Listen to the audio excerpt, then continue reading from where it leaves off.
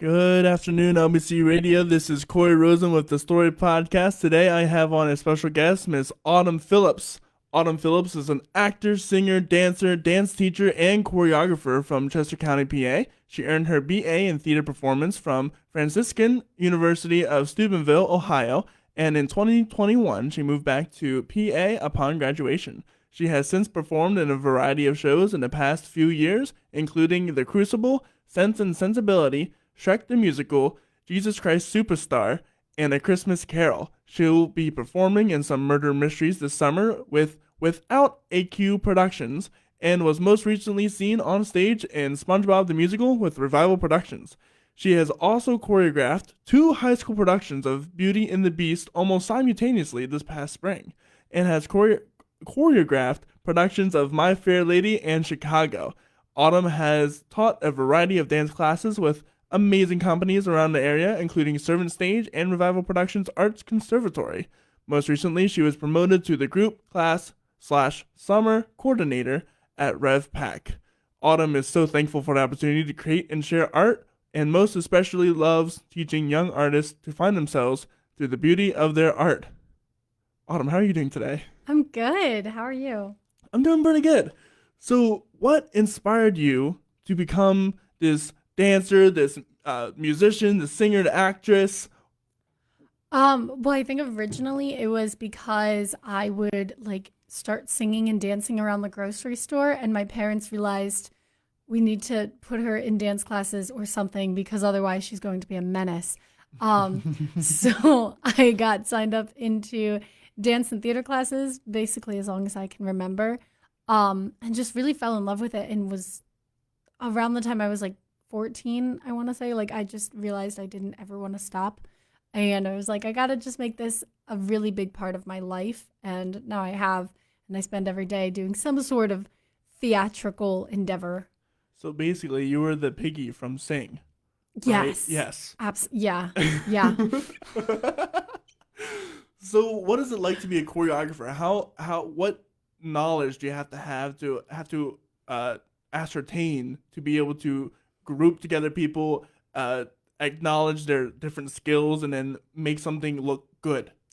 Yeah, it can be a lot. It's definitely a lot of fun. I would say, obviously, having a dance background is very important. I don't really think you could choreograph anything if you didn't dance. But I don't even consider myself to be like the most fabulous of dancers, but I still love choreographing because I feel that dance is such an impressive artistic movement in which you are telling stories and creating art through the emotions of your dance movements, which made no sense really. But to me, I feel like there's just such a depth to it.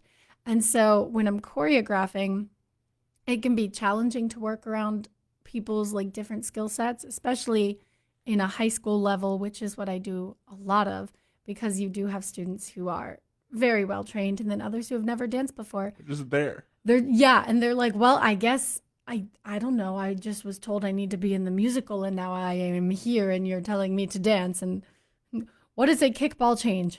I can't do that. I But don't even know that.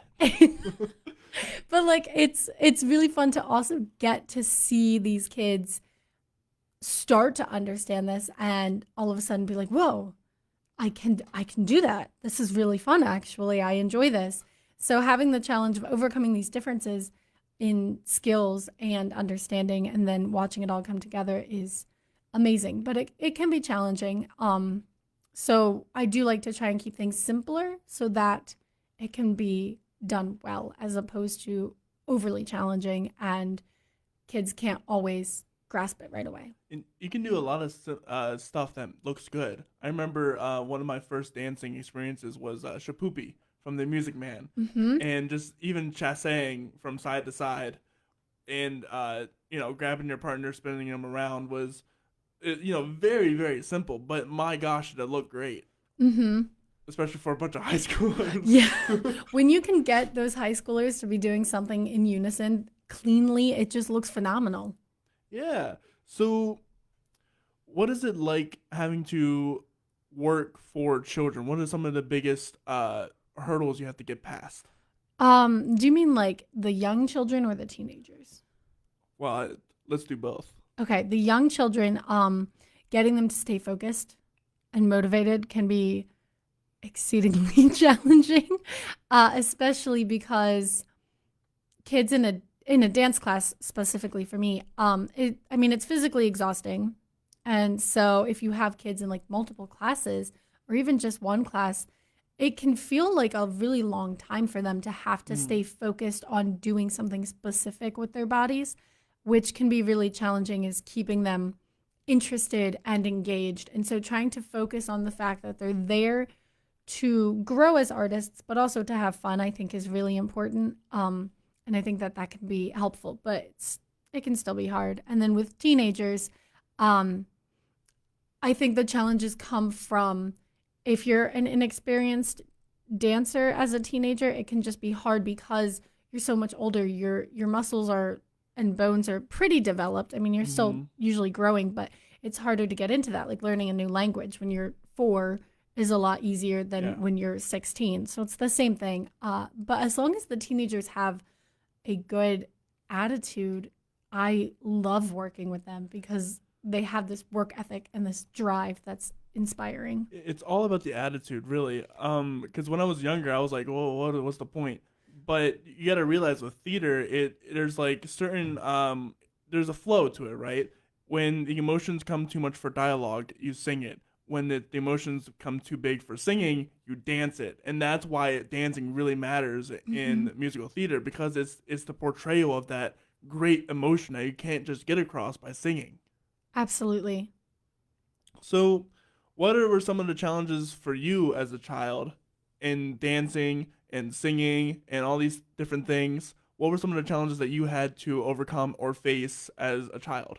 Um, well, I think I can still kind of say that this is somewhat accurate for myself still, is finding the time to do it all. Um, because if you're a kid who wants to be in shows, it takes up a lot of time. But then also, if you want to be taking dance classes so that you can be better at dancing for those shows, it also takes up time. And then, I mean, when I was really little, I also wanted to play sports. And Mm. so that was also hard because I was like, how do you fit all this in? And that's something as an adult, I'm still like, how do I fit all this into my schedule? It's nearly impossible. But that's part of the fun challenges, I'd say. But I'd say also as a kid, some challenges were just like, I wouldn't consider myself uh, naturally gifted when it comes to a lot of the arts. And I think that's something I've been needing to continue to strive to overcome, is I need to have so much more of a work ethic to be able to be at all successful than some other people, which is like fantastic for them, but not having that inherent, I've always had that inherent desire, uh, but maybe not as much of a natural gift as other people, which is still fine. I mean, you just keep working and everything will be okay. If you do what you love, you're gonna get good at it Mm-hmm. eventually. Yeah, And something granted, the talent helps, but if you're gonna work at it, you're gonna get good. exactly. Even talent can only take you so far as well. So you were also pretty tall. Yes. How has that had its effect on your theater career? Um, well, I am 5'9". I think I genuinely, people will be like, I think you're wrong. I think you're taller than that. But I'm just gonna stick with, I'm 5'9". And that can be challenging because especially when I'm wearing like 2.5, 3-inch dance heels, I look like a giant on stage. And if my scene partner is shorter than me, sometimes that can get weird because I guess like socially, especially if it's like a guy girl scene and I'm taller than a guy, then people just think it looks weird. So, I mean, there's been times when I've been blocked to be sitting down and the guy is standing. Or as a dancer, I oftentimes find myself needing to stand in the back row simply so that I'm not like blocking people. Or Mm. if I'm like blocked or choreographed to be in the front row, I have this inherent feeling of this feels weird because I'm taller than everybody. They're all hidden behind me. So it is just kind of this like, I guess, subconscious thing that I'm like, I'm tall, I need to be in the back, which is just interesting. Well, yeah, because the quote unquote perfect dynamic is you got the tall guy, the tall handsome dude, and then the short, also really pretty girl. But it kind of gets thrown off for us, even because it's not socially quote unquote acceptable or culturally relevant, I guess. Yeah. It's a weird way to put it. Where what the average height for guys is like 5'8", 5'5", like around there, and the average height for women is like 5'5", something like that. 5'7", I don't know.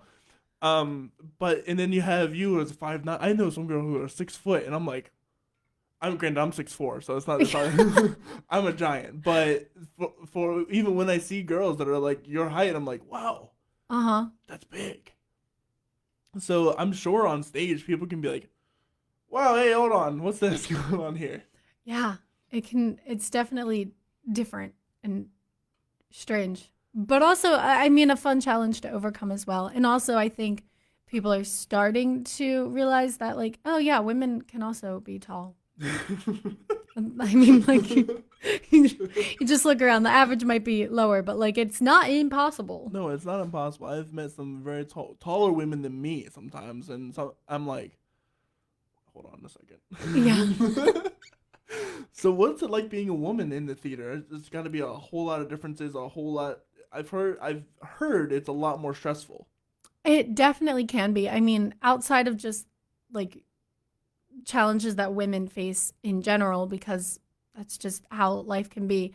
You can't deny the fact that within the theater industry, especially as actors, there are so many more parts written for men, and yet there are so many less men interested in doing theater. So you have like thousands of girls who all want to play these like 2 parts, and then you have like 5 men who want to play these like 3 male parts. So like there's always just going to be that sort of, I don't want to say like unfairness, but men will have an advantage because there's less of them and there's more parts for them, which It's just more opportunity. So much more opportunity. I mean, there was like that meme or whatever that talked about like high school kids in theater, and it was like the girl was like, oh, I go to these theater summer camps with like Broadway stars every single year since I was 2 years old, and I'm so excited to play tree number 3. And then it's like a boy, and he's like, I don't know, the theater teacher cornered me after math and said I had to play Shrek. Like, right. It's just so different. So it is challenging as a woman to have to put in more work to be able to find jobs or opportunities just because they're less of them. Do you think that your dancing heightens your opportunity? Yeah. Heightens your chances? Yeah. I mean, compared to people who don't dance, I definitely appreciate the fact that I know I can also rely on like ensemble parts, because that's so much fun to be able to dance and focus completely on that in a show. So I do think that is helpful. Do you think that, because there are so many people that want to be leads all the time, what is your opinion on having to accept being okay with ensemble? I think it all goes with like what work are you willing to put into it, because I think, yeah, obviously, like people do theater as much as we're like, oh, it is a beautiful art. It is, but people also do because they're like, I want to be a lead and I want to be the star, which is fine. I mean, we all want that at some point, but if you put in the work necessary in an ensemble part, you can make it just as important, because the ensemble is hugely important to the story. That's why they're there. Right. Like, I'd almost argue it's more important than the lead itself. Yeah. I mean, where would these giant shows be without their ensemble? They would be boring. There would be no dancing. There would just be like a couple of people like singing, which is great, but that's a concert. That's not a musical. Yeah. So it's so important. And I think especially like as a dancer, so many lead roles. I mean, there are, of course, like lead dance roles that I would love to play one day, but like so many lead roles are often like a park and bark sort of thing if we're talking musicals. And so they don't really dance, and you don't really get to challenge that part of the art. Oh, park and bark. It's just sit there and Yep. talk and sing. Yep. Gotcha. I was like, what is that? What does that mean? Yeah. Stand there and sing your face off, which is amazing and so fantastic. But I personally have way more fun a lot of times dancing nonstop and just being like, I am actually basically doing an entire workout class during this show and having a great time. Yeah, speaking about workout, what are some of the stretches that you need to do beforehand? Some of the things you need to think about during, because there's a whole bunch of things that can go wrong if you aren't paying close attention to yourself. Yeah, I have a full like half-hour stretching routine that I try to do every day, whether or not I'm doing any other physical movement. I lift like 3 days a week in general, anyway, 3 or 4, and then I try to dance a lot. But like every day before a show, I really try. Sometimes it's like there's technical things going on, but I try to always do a full ballet bar warm up before every single show, unless it's like if it's a straight play, I will just do my normal daily stretching routine. I'm not going to worry about like, oh, I need to do a ballet bar if this entire show all I do is like stand there and talk. Like there are other things I could be doing, like more intense, like vocal warm ups or something like that. But I do try and keep myself super, super warm and like loose muscles the whole time so that I can be more careful to not hurt myself. Because yeah, if you get injured, that's not good. I mean, it's bad enough if you're not performing, but yeah, you're kind of like, wow, I'm out. Like I hurt my knee somehow recently, and it's still like I'm not really sure what I did to it, but I'm really thankful that I'm not in a show at this very second because I can take some time to like try to heal it, as opposed to if I needed to be dancing for 3 hours straight tonight, I don't know if I could. So, what are some of the like muscles you have to focus on? Because stretching is very important, even if you aren't dancing or anything, just to keep flexible. It's very. What are some stretches that people like regular people like you and I could? Well, I guess you are a dancer, but like person like someone like me that can do to really enhance our mobility. I definitely would. First of all, just start with like deep breaths in and out with like a plie and reaching up for the sky and down like 5 times, and then just reaching for your toes and kind of letting everything out, like just deep breaths, and then a plie and a stretch. So bending your knees, straightening your knees, and very, very slowly. And then reaching for each ankle for a certain amount of time. A lot of like hip mobility exercises are really important. I like doing like Spider-Man's, like, like a Spider-Man Yes. pose and like walking back and forth side to side. And that's really fun with kids too, because Yeah, you I'm tell them sure. like, hey guys, we're going to be Spider-Man. And they're like, oh, wow. And they just think they're having fun. And you're like, actually, you're really stretching. So it's really good for you. Um, so there are like whole things.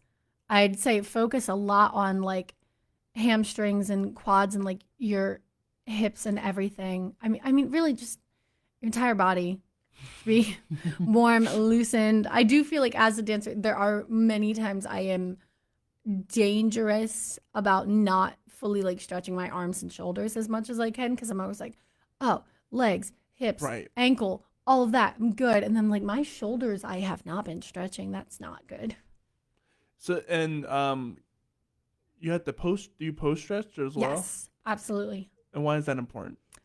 Because once you're working your muscles, you're just tightening them back up. So like I like to like roll everything out with a lacrosse ball or like an actual roller and really just making sure that your muscles are stretched out again. So like when you first start stretching before a show or just before anything, it's also really important to make sure that you're not just going into it cold. Mm, So if you think of like a rubber band, like if you take a cold rubber band and just pull it as hard as you can, it's going to break. right. You need to like slowly loosen it up and move it around, and then it can stretch itself a little further, which is way healthier. And then at the end, once it's all loosened up and then tightened back up from like lots and lots of movement, you need to slow it back down. Interesting. Yes. So that probably builds a lot of stamina for theater. Yes. How is that just a workout routine after workout routine? Because how much stamina does it take to do a theater show? If Oh, you're a doing lot. 3 hours of constant moving, sometimes singing while dancing, Oh, yeah. how does one practice for that? So I think I started bothering my neighbors a little bit too much, but I would go on runs and sing at the same time, um, which yes, not ideal. So now I just like do jumping jacks and sing at the same time. I do need to just like buy a stationary bike finally, so I can just do that. But any kind of just like practicing that stamina, because it's one thing to be like, oh, psh, I can sing that song and psh, I got that dance.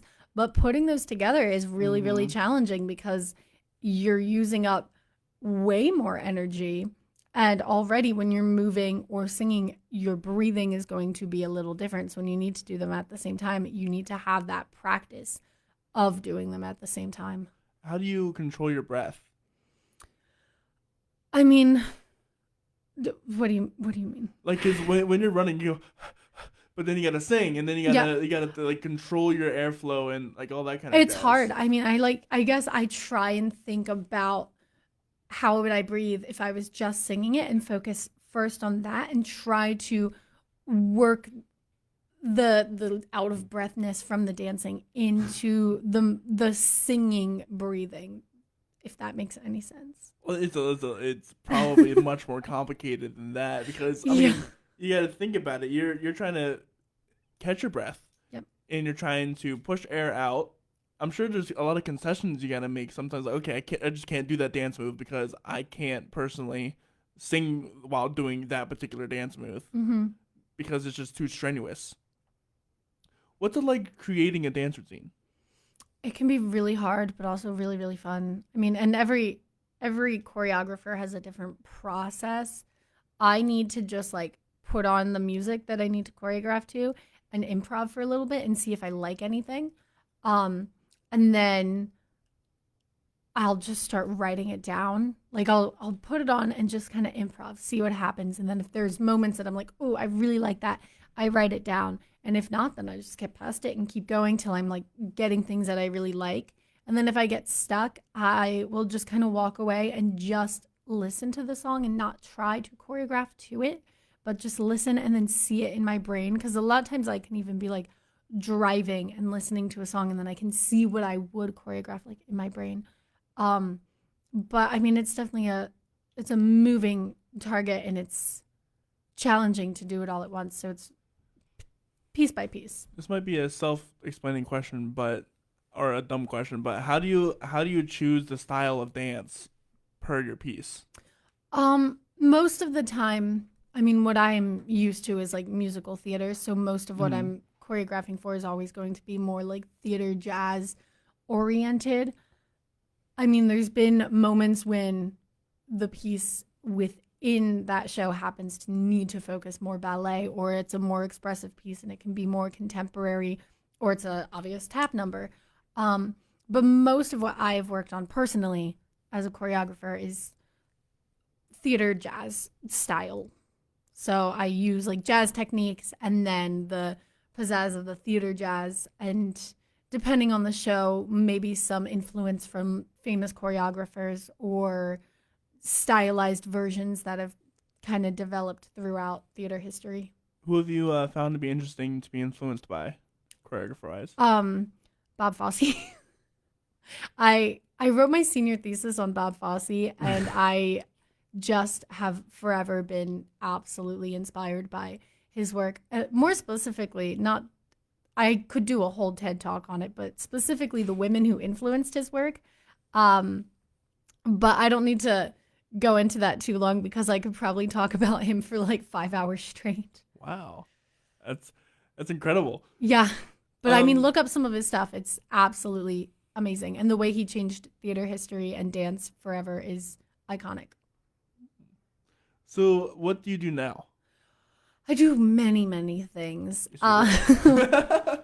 So I'm the group class and summer camp coordinator at Revival Productions Performing Arts Conservatory, which essentially means that I mean, right now we are at the height of summer camps. So I'm sort of the liaison between the production company and parents and teachers and campers and organizing all of this, making sure that we have the right camp counselors for those particular camps that we're working on and organizing the scheduling.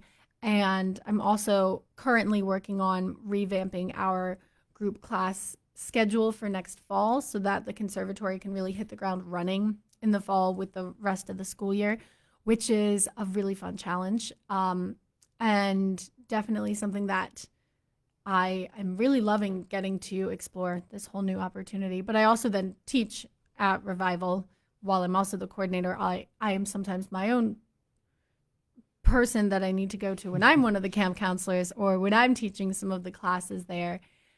So that's always fun. And then I also try to act and perform wherever I can and pick up other dance teaching sessions when I can, and also choreographing multiple school musicals throughout, just all those like crazy busy lifestyle things that make life exciting. So tell me more about the like summer camp stuff and then the fall camp stuff, because I the full disclosure here, I've worked with Revival Productions before, and it's been a lot of fun, and they do really incredible stuff. I was the music director of, or co-music director of School, one of their productions for kids, and it's truly a lot of fun. Yeah, so I mean, I absolutely adore it there, and I love everything that Heather has done with this company, and I love the kids there, and I love getting to see them come into camp every day and have an absolute blast. Like this week right now, for the next 2 weeks, we're doing Frozen Kids, which Mm-hmm. is like the Broadway kids version of the musical Frozen. And the kids seem like they're just having a great time. Like they'll come into camp from 9 to 4 every day, and they're just rehearsing this whole musical. And a lot of them, it's like their first show. We have a lot of really young kids in this production. And so it's their first time of really getting to focus in on, like, okay, this is going to be your blocking. Let's practice your music. We're going to learn some choreography. So seeing these kids, like their eyes light up as they're starting to understand how it's all going to come together into this show that they get to show their parents, and it's a really great time. And so, why do you think that Revival Productions summer camps are different than all the others that are out there? Oh, that's a really hard question. I I don't know, because there are many amazing summer camp opportunities all over at so many different theater companies that I think do a really great job. But I think we bring in some really incredible staff who know how to work with the kids and challenge them, but also make it an absolute blast. And I think that we also have so many different, unique kinds of camps that can't be found everywhere. Like the Frozen Kids is really, really fun, but there are a lot of companies that do production camps where you put on a show. But we also do non-production camps where we just learn other creative things. Like last week we did an Imagine That camp where it was all about using the imagination and creativity and like creating these worlds for themselves. And we also did an art camp where they learned like fine arts and painting as well as set design and lighting design Oh and so wow! many different things that I feel like a lot of places don't do. So I think that that's also a Yeah, I was about to say, if you pitched, oh yeah, kids are gonna touch electricity, you know what I mean? Like set up lighting designs. That was one thing we could not touch in like high school, like the lighting stuff. That was Mhm. off limits for anybody except like the theater director. Yep. So that's awesome. What are your fall camps like? Well, in the fall, we're going to be having our usual school session classes. So we are going to bring back our dance classes, which will have ballet, tap, jazz for all levels from like age 2 to age 18. And we'll separate by age and level and really delve into these amazing dance classes so that especially kids who like do theater and want to be dancing can really get to study this, as well as a lot of acting classes, mostly in like 6 or 8 week sessions, which will allow both kids and adults to really mold themselves into amazing actors through studying. Because I feel like there are so many kids who get to do shows, which is fantastic, but having the opportunity to really train outside of like a university level is such an incredible opportunity. That's awesome. It sounds like you're having a lot of fun at Revival. Absolutely. Revival Productions is awesome. I'm going to be having Heather Grayberg, the founder and owner of Revival, next week. So we'll get to hear way more about that next Oh, week. yes. She can go way more in depth than I can, and she is absolutely Yeah, amazing. she has been an inspiration for me for sure. She's awesome. But more about you and your personal life. You are a Okay. Christian, right? Yes. How does your faith interplay with your career? I mean, sometimes it can be challenging because, especially in an artistic setting, there's always going to be temptations towards like a sort of selfish mindset that become very much about like me, as opposed to how can I use this art to glorify God? So I think it's important as a Christian to make sure we're thinking about refocusing and why are we doing these things. It's not for my own glory and my own fame, but there needs to be a greater purpose. So I think that while it's a challenge, it's also a call to greatness as a Christian is to use art for the greater good. So how do you do that within the theater boundaries? Because there's a lot of things you can do in theaters that might not be so Christian like. I mean, when it comes to like, there's always going to be shows that might not have the most aligned morals with my own. So I mean, it's good to take a step back beforehand, and I mean, maybe even think about before anything, like, what should I even audition for this? Should I even consider it, or should I think like, maybe not, like maybe this is not something I need to be worried about, because when it comes down to it, it's just going to bring up more issues. But then also being able to look at things and realize like, okay, this has some dark points, but are those dark points and the darkness of that plot and the character and the evil within that, is that going to have a stronger message of good that comes out of it? Like playing a villain and recognizing what my character is doing is inherently evil, but is showcasing that on stage, allowing me to be part of this story that can show how the good is always greater than the evil, or something like that. Right. It's working that balance of, okay, yeah, I know that this player is actually evil and all that jazz, but in the greater story arc, is it going to be redeeming or is it not? So it's really working out that sort of balance and really figuring it out. And it's tricky. It's definitely always going to be quite difficult to think that through. Right.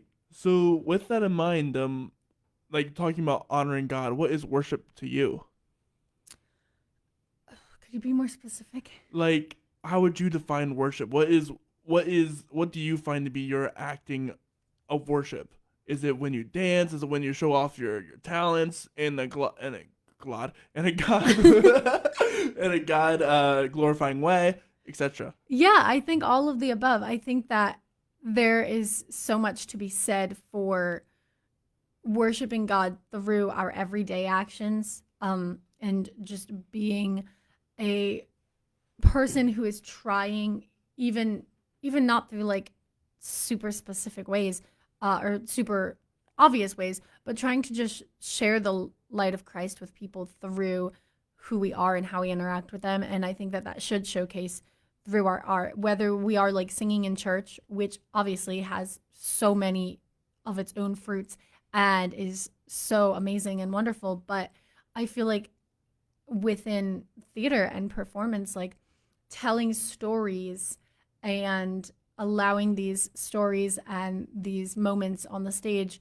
to have this redemption quality and move people through art, I think is its own form of worship, as long as people leave feeling like they're fulfilled in some way, and not necessarily like holy, because you're not going to become like a brand new person because you saw some stupid play, but like as long as people are able to leave with some sort of feeling of like movement towards goodness, I think that is a way of worshiping God as well. I don't know. I saw Sight and Sound's Jesus, and I left and completely changed. Okay. I mean, which is also super powerful and super great. If you haven't seen any Sight and Sound production, it'll change you as a person, I'm sure. What was it like to go to school at a correct me if I'm wrong, but Franciscan is a Catholic university, Yes. right? So what was it like going to music theater performance at a Catholic school? I really liked it. I mean, overall it was a smaller program, which I thought was really nice because we were able to become really close friends within our department and with our professors and with each other, and really be more focused in on the quality and the depths of the shows that we were doing. And I like the fact that the professors would have these conversations with us about like why were we choosing these plays and how could these plays, which oftentimes would have very evil people and things about them, like how were these plays actually moving towards Christ or going to inherent, like in the end, be redeeming and be Christ-centered as opposed to not, if that makes any sense. No, it does make sense because that's a conversation we have at LBC a lot. Like when Kinky Boots came to the Fulton Theater, there was a big conversation of, well, what do we do with this? I wonder though if because typically Christians tend to be more conservative and being theater being more liberalish area. Yeah. Was there ever any hesitation for you or your parents or like the university as a whole to really push out in the theater? To push out in the theater, like to go into theater, it being a more liberal area. Oh yeah, absolutely. Oh, definitely. Okay. Yeah. I mean, ever since I was a kid and like wanting to get into theater, there were always going to be those reservations for my family. Because just like stereotypically, it's right. There are going to be some very unchristian themes that you have to deal with within the theater. And I mean, even at my university, there were always people who accused even my very, very Christian professors of like pushing boundaries because they didn't quite understand what they were doing. They were just like, oh, this is some like crazy progressive stuff. Like this happens here too. Yeah. And it's like, but actually, no, there's more, it's more nuanced. Like you're not getting it is all it is, which is that not trying to be like, oh, we're so much wiser than you and you just don't get what we're doing. But there were times when people, even at my school, would say that the theater program was going far too progressive. And we were like, no, we're actually, everything we're doing is for Christ. And here's why. But there is definitely always going to be that concern within theater, within like as a Christian and having different values. It's always going to be hard. And I know one of my professors dealt with that as well in Hollywood and trying to trying to deal with those like very different like value systems. Yeah, it's always interesting because there's like even in the Bible, you can look at some stuff in the Bible and be like, wow, that's not biblical at all. But like, it's like, but it's all pointing to Christ. You know what I mean? Yeah. There's some stories in the Bible that are horrific. Whether it be from the Egyptians killing all the babies to Elijah sending off bears to maul children, etc. Like that. It's like it's very not Christ-like things. Yep. But it all points to Christ. It all points to the need for a savior. It all points to the redemptive qualities of Christ in the gospel. Yeah, one of my favorite things is reading the Old Testament and just like pointing out like this. Look at how it all leads right to Jesus. Like it's right, just a whole build up. It's all right there. Look. And people think, well, duh, it's the Bible. And people don't think that extra biblical. Things outside of the Bible can't lead to Christ. That's not the case at all. Where am I going? I don't know. But well, I mean, people do view things very black and white when it comes to the Bible, and there is a lot of nuance. And people will be like, well, the Little Mermaid isn't biblical at all, but you can find something in there that redeems. I'm sure you could. I'm sure. The Little Mermaid, I mean, at least the Disney version is one that I actually have issues with. Oh, really? Well, yeah, but I don't have to get into it. Well, because I'm trying to think of Harry Potter. Harry Potter can be, if you look at it in the right angle, it's I never actually read it. Oh, my goodness. But like, people trash on Harry Potter. Yeah. Like Christians trash on Harry Potter all the time. I know that for a fact. Because people look at me. I told them, oh, I've watched Harry Potter, but I haven't watched The Lord of the Rings, and people are like, oh, how dare you? Yeah, you evil sinner. But I'm like, well, listen, Harry Potter has a lot of Christ-like themes to it. I mean, same with Lord of the Rings itself has so much evil that has to be Right. overcome.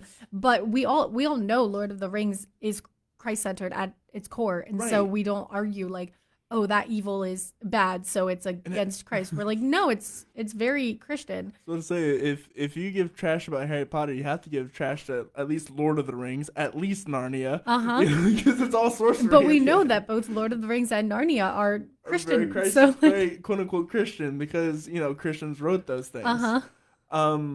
But you can find Christ anywhere you look. If granted, there are some places that Christ is not, but you can find Christ in Yes. a lot of situations that Christ wasn't even meant to be in. Yep. Absolutely. I mean, because we're all made in the image and likeness of God, so every single human being. Yeah. Yeah. I don't know where I'm going. So, what are some mistakes that you have made that you think can be avoided? You mean like in theater or in like theater? okay. Yeah. Because I was gonna say like study for math tests. I didn't do that, and that was a big mistake. Within the theater, I think being extra prepared. I know like a weakness of mine is maybe not preparing for auditions as much as I know I should. And so I mean but that's life in general. Just like work harder than you think you need to, especially when it comes to trying new things. So be overly prepared for auditions and just in general, like really, really train, like really, really train, because I feel like as a kid, I maybe didn't train quite as hard as I could have. And I feel like, And now you're playing catch up. yeah. So I'd say train, work hard, train, actually put in the dedication that you know you need. Because if you love it, you love it. And working that hard will be just all the more rewarding. It won't actually be a chore. So theater can be a very emotional place for people. What? No. Yes. Yeah. Yes. Yeah. There have been many times where I've traveled the halls of LBC and I just hear the faint crying in the distance Oh, yeah. of someone in the practice room losing their mind. Mm-hmm. How does one deal with all that stress and all of that? Because it's very competitive as well. Oh, absolutely. How does one deal with that and not go into depression or anxiety or etc.? So I mean, I say let yourself cry first. Like let the emotions come to you, because theater is also about emotions, good, bad, ugly, everything. I mean, when you're acting, you need to be able to access these kinds of emotions all the time. So don't ever try to deny it. Don't ever deny the hurt that you feel from the rejection or the happiness that you feel from getting cast. Like feel it all and understand where it's coming from. But when it comes to like the sadness from a rejection, feel it for like a day and then move on and work even harder the next time. And also recognize that a lot of times when you don't like book something, it's not that you're not good, it's that you're just not meant for that part. And that's okay, because rejection is just redirection. Maybe you didn't get that show because you're meant to do something else like a month later that's way better for you. So just kind of take everything, feel it, and move on. Yeah, there's a lot to be said about my plan versus God's plan, and yes. Because we can, especially with theater, we can get so drawn up and say, "Well, why didn't I get that?" And it can turn against God, the kind of thing. It's like, well, God didn't let me get that. How dare He? Or am I just worthless because I didn't get this and I'm not getting that? Mm-hmm. We can become blind to a lot of the possibilities from not being rejected in one way. And you got to keep your doors open too. Absolutely. Yeah. Because there's a lot of chances, well, maybe you didn't get that lead role, but hey, you can get ensemble. Mm-hmm. Or hey, you can get stage crew. And people like to downgrade the stage crew sometimes, or like backstage stuff. But really, it's so much more essential, honestly. Like what is the show without the crew? Right, exactly. And it's going to give you so much more experience and so much more insight to how it works. And then that's another thing you can put on your resume, because honestly, if you're going to make yourself a really big threat, quote unquote, in the theater community, have your resume full with like stage crew experience, like lighting experience, and acting experience, dancing experience. People are gonna look at your resume and be like, okay, maybe you won't be an actor, but we'll put you on the lighting team. Yeah. And there's, again, just like there's so many more girls going for parts. There's so many more just actors trying to act, but there's not as many people trying to do anything tech related in the theater, and that's so important. So go after that. Yeah, and if you're like, how do I learn? Well, go to a theater, be like, hey, what do you need? And that's one way to get a job as well. Like, how many times have I gone to Heather and be like, "Hey, what do you need? I need to do something." And I've helped on the audio for Ruby, and I've done stage crew for LBC's Ruth by asking that way. Mostly because I wanted to be a part of Sight and Sound's first off Sight and Sound production of one of their that was not the best way to say that, but no, that's still amazing. Right. But it's just all about asking of, hey, where can I do something to be a part of this? And maybe the first time it's an internship, maybe the first time you don't get, but the second time you're gonna know what you're doing. Yes. So how important do you feel it is to diversify your involvement with theater? So important. Like, know everything, know how to do everything, be prepared for anything, be able to be an actor, dancer, director, lighting designer, stage manager. Just every part of the theater and putting on any kind of production is so vastly important. So being able to fill any of those roles is just so necessary when going into any kind of career in the arts, or even like just life. Being able to take on any of these roles and do it with poise and grace is incredible, and it'll just get you through all the harsh things in life outside of theater or work or whatever. So say being a director and having to manage kids has helped me immensely in my job today. Like it's so hard. Kids are it's challenging. It's challenging. I've heard the expression trying to direct musicians is like herding cats. Same thing applies to children. 100%. Yes. 100%.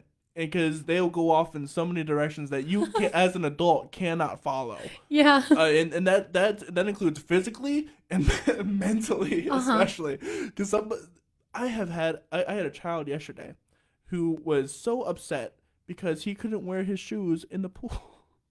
Yep. That was the one thing that he just could not he would not give me an inch of anything just because he couldn't wear shoes in the pool.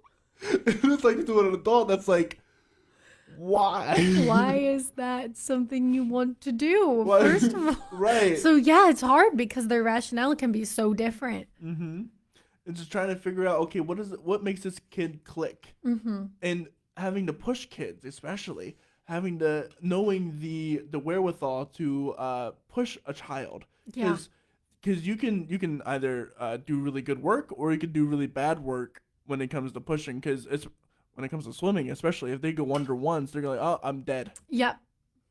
Before what's that like? What is it like to push a child mentally, physically in your spot? Well, it can be scary because sometimes they don't want to. I mean, trying to get a kid to nail their first pirouette, sometimes they're really unsure about it. I mean, explain what a pirouette is. Like a turn. Like if you think of like a very stereotypical, like, oh, ballerina doing a turn, you're probably picturing them doing a pirouette. And so I mean, you can do that in ballet and jazz. Its technique can be a little different, but either way, it's a turn on one foot. So gotcha. It's scary for children who also are still figuring out their own just like humanly balance. And so telling them like, oh, you're going to be turning on one foot can be scary, but seeing them finally get it is just so inspiring. And then they never want to stop, and then they're just spinning around the room, and you're like, okay, but we also do need to do other things. How much strength does it take? Because I don't know much about dance, but I do know that ballet there is something where like you're on your toes a lot. Yeah. How much time does it take to master getting onto your toes, like and not breaking them. So like when you're dancing like on point, I guess you mean? On point, yes, that's So no one should really ever be on point before you're like at least I say like 12. Just to have that like the stronger bone structure. But it takes an incredible amount of ankle strength and balance and knowledge of how to already have this control over your body. I mean, I haven't actually personally, I haven't even danced on point since I was 18. Oh, neither have I. So I've never danced on point. But it is really, really amazing that like the human body can even do that, because you'd feel like, no, it shouldn't be able to. But the shoes are also made for it, which helps, and they're made to support your foot as you're doing this, which is super, super important. But having that already previously created like ankle and calf and full body strength to be able to think about lifting yourself up as you're dancing is super important. See, when I saw the Titanic for the first time, that was the one thing that always caught my attention. You know that scene where they're dancing in a third class passenger? She's like, she's like raising, and then she just falls. I'm like, how did you not break every single toe? Yeah, I never understood that. So let's talk about the shoes, because there's different kind of shoes that you have to wear for dance. Yes. What are some of the funner parts of the shoe? Like, how does a ballet shoe different from a tapping shoe, different from like a clog or like that kind of so thing? like I mean a basic like ballet slipper would be canvas or leather and flat and just supports your foot very like loosely. I mean, it's not very different than like a sock. Oh, really?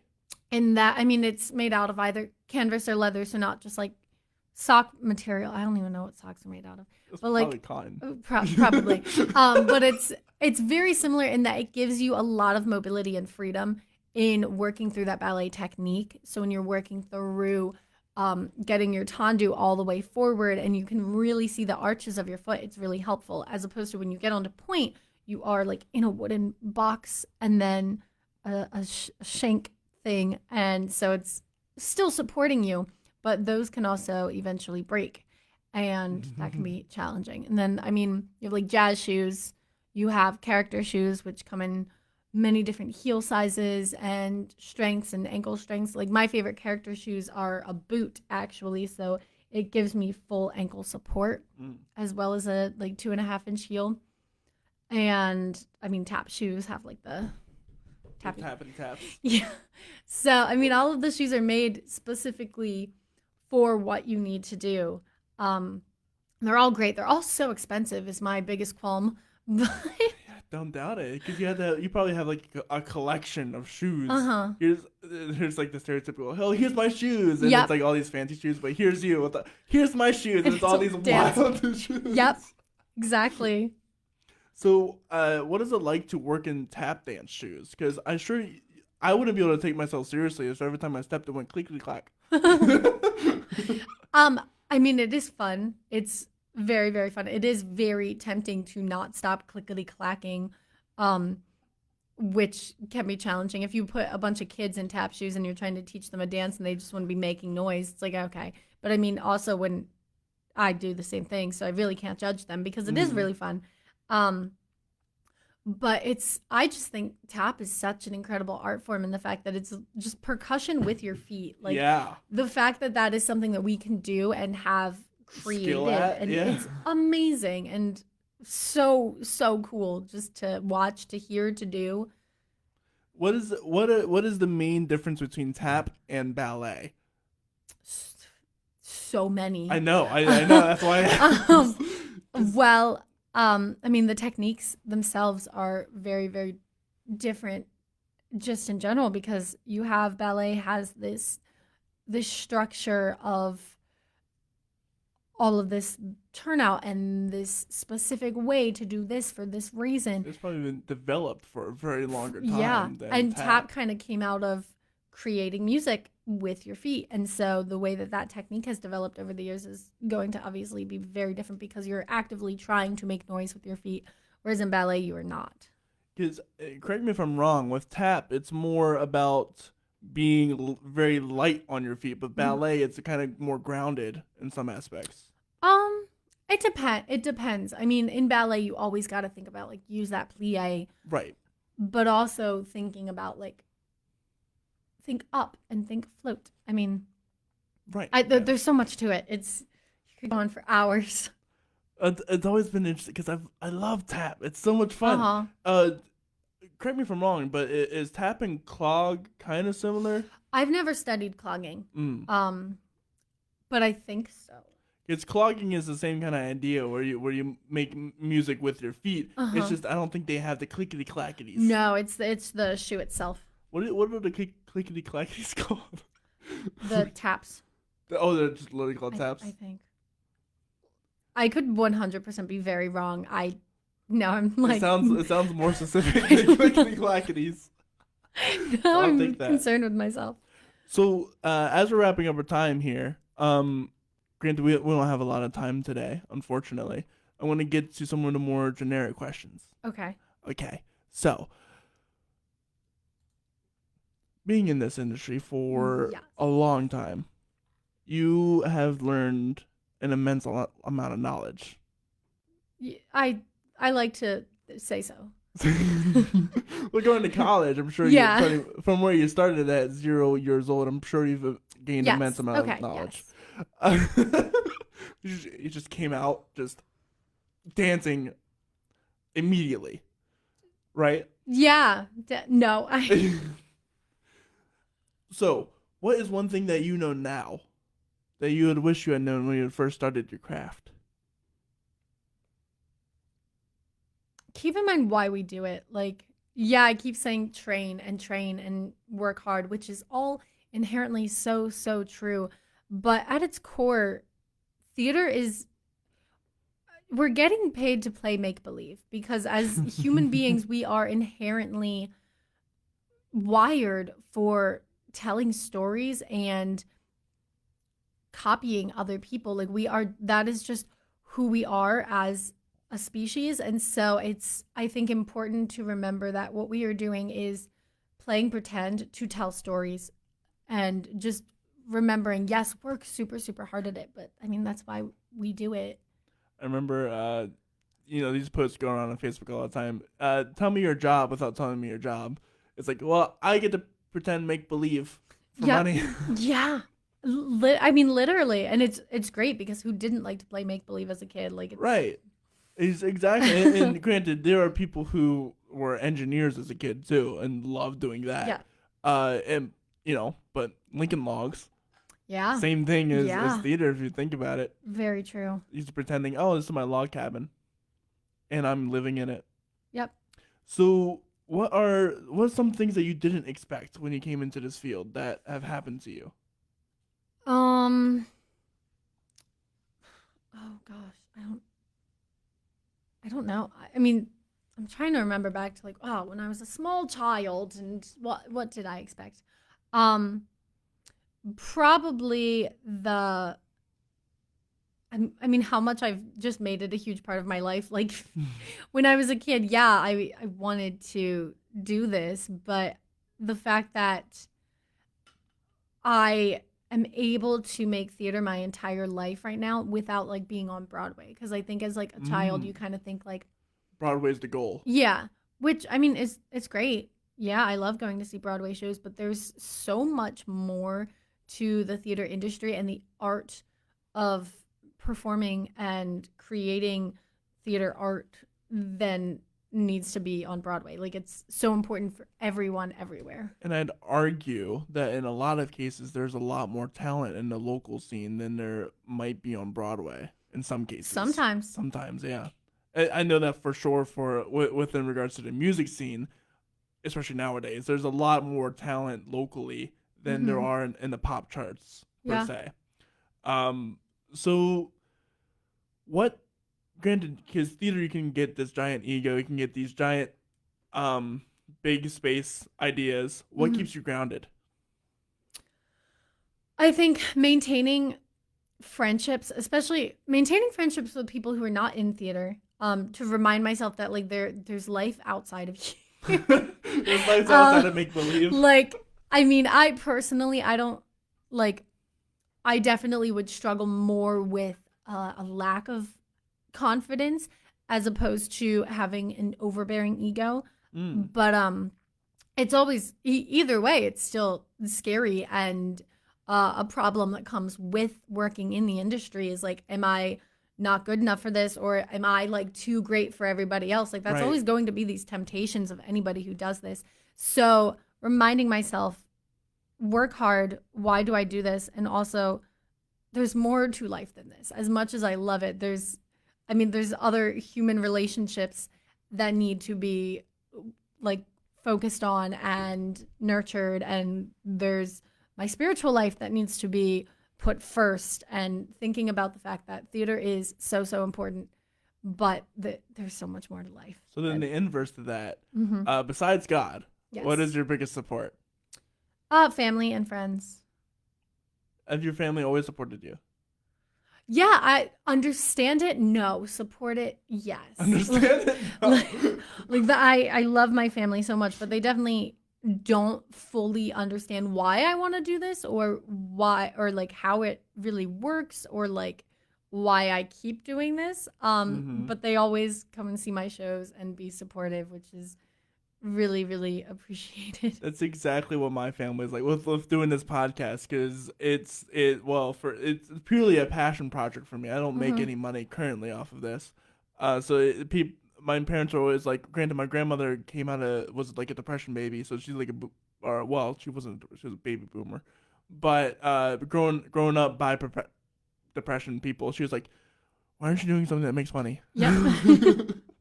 And that's a lot of the struggle for theater people. Oh, absolutely. Because you're not ever guaranteed a role, ever, never, and it's so much. I'd argue that theater is a lot like faith. Yeah, you gotta have so much faith in yourself, so much. It's because it's literally blindly putting yourself out there. You're like, hey, this is me. I'm gonna do a great job in this role, and you should have me. Yeah. It takes a lot of... It takes a lot of courage. It takes a lot of strength, mental strength, because rejection is a hard thing to deal with. Absolutely. Especially with your first one. Yeah. And then you got to get over that and be like, okay, I just gotta do it again. Gotta do it again, and again, and again. Yeah. So, and the prospect of this theater world is that you're going to get way more rejections than you are going to get yeses. Mm-hmm. And that's a hard thing to deal with. And that's not what most people are used to dealing with. Oh, not at all. A lot of people wouldn't even think about wanting to keep doing that. They'd be like, why do you keep doing it? Why am I torturing myself with all this rejection? And that's why you got to get rid of that. I mean, yeah, you can feel the rejection, but you got to get rid of that notion that, oh, I'm just going to be successful all the time. Yeah. Because you're not. Yep. And that's just life in general. You're not going to be successful all the time. And you have to be, especially with theater, you have to be okay with the rejection. Mm-hmm. And honestly, if you're going to be a stronger person if you're okay with rejection overall, because that's going to apply to so many other aspects of your life that you would never have thought of. Oh, absolutely. What was one of the funniest things that ever happened to you on stage? Oh gosh. I mean, I've like tripped and fallen multiple times. I'm such a klutz, like, and I think that's actually something that like a lot of people don't think about performers is like, oh, well, you're on stage and like you can dance, you can't be no, I'm so clumsy. So like even on stage sometimes like you fall down and then you just get back up, or like I've like hiccuped during a line. I feel like I should have like 1,000 more funny stories. I don't know. I'll give you one. When I was Shrek, it was our last night, and things get silly the last night, and it was the scene where I burst into the wedding scene, right? Mm-hmm. And what happened is that Fiona and one of the guards, she took the flowers. And what she did is she just smacked the guard full force with the flowers, and I couldn't keep myself together because Shrek has that like song before the reprise, and I could not keep myself together because I like to laugh and I have a hysterically ridiculous laugh. when I get really into it. It was the hardest thing to keep myself in control while singing this really heartfelt piece. Oh God, laughing and yeah, I guess breaking character is also something, especially when you're laughing breaking character. That's definitely it's really hard, especially when you have like scene partners who are actively trying to get you to break because they think that's hilarious. Like, okay, yeah, maybe it is, but also no, stop. Mm-hmm. But thankfully, it was only high school, so it didn't really matter then, quote unquote. Yeah. Well, this has been a wonderful time. Thank you so much for having me here. This was so much fun. Yeah, where can they find you? Like find your work, find it. Any like that stuff. Like social media. Yeah, social media stuff. Yeah. On Instagram, I'm Autumn Alex Phillips, and I don't remember my Twitter or TikTok or anything, so I don't know. Go from there. You can find her at Revival Productions. Yep, I am there like every single day. So if you ever just happen to stop by Revival, I will definitely be there. What are some upcoming shows you might be involved in? Well, I'm not involved in The Wedding Singer, but that is the teen show going on in September. And then there will be A Midsummer Night's Dream and Clue coming up in August and October. Cool. And with all that said, you can find us at The Story Corey Rosen. Search up that on all streaming platforms. That's CORYROSEN. You can also search that on Facebook, and we will come up with the red neon and the red brick background. With all that said, I hope you guys have a wonderful... Oh, there's merchandise coming out.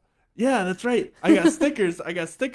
Autumn has one of the stickers. It's really cool. I don't even know where this camera is. So the camera's over here. Oh, hi.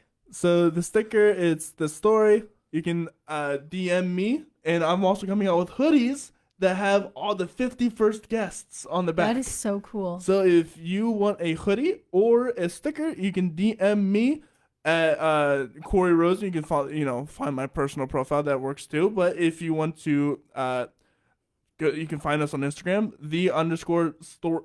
Oh my goodness, _story_podcast. You can DM me there. Find us on Facebook if you want a sweater, and that'll all be pre-ordered right in time for the fall season. Ooh, yeah, marketing fancy. With all that said, I hope you guys have a wonderful day and join us back for Thursday. We're going to have Rich Ruoff, who was the owner of the Chameleon Club here in Lancaster and the starter of Roots and Blues, which is coming up July 9th and 10th. With all that said, I hope you guys have a wonderful night and see you guys later.